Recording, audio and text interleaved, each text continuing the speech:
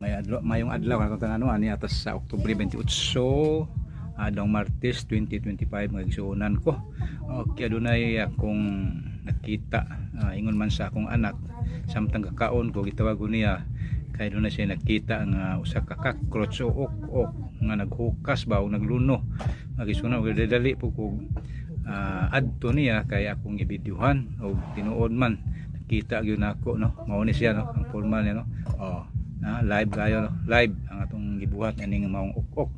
Okay, aron iyawat pud makita sa mga katawhan o sa bagat tibuok kalibutan ba nga ay natinuod yun ang mga mananap nga maglunog yun sila dili kay halas ra. Usa ni madugang sa mga eksperimento ba o pagprobe ang mga mananap maglunog yun di ay ipakita yun nato no. Okay, naglibot-libot siya kay muhaw sa iyang lawas. Okay, mo ni magigsunan. Okay, akto gini akong gibidyuhan magigsunan ko.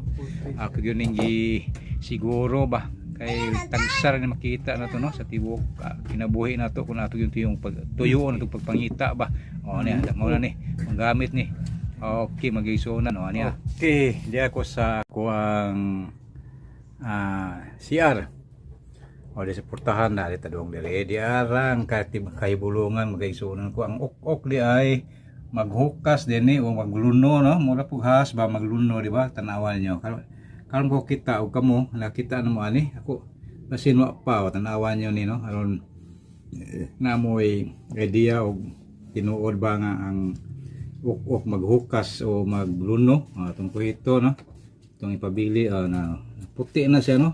Ok na nakikita nyo ok na ok kaya mo ok cockroach itong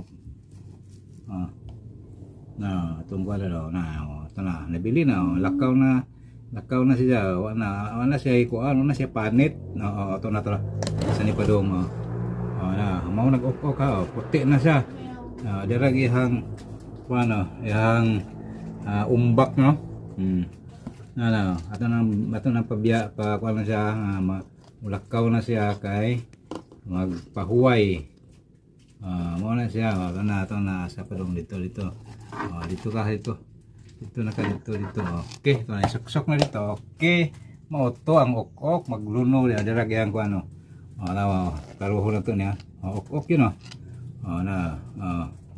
muna diha nanamoy idea o nanamoy naibawan parte sa ok no dili kay ang has ay magluno hasta ok dai po no. Okay, daghang salamat ng adlaw.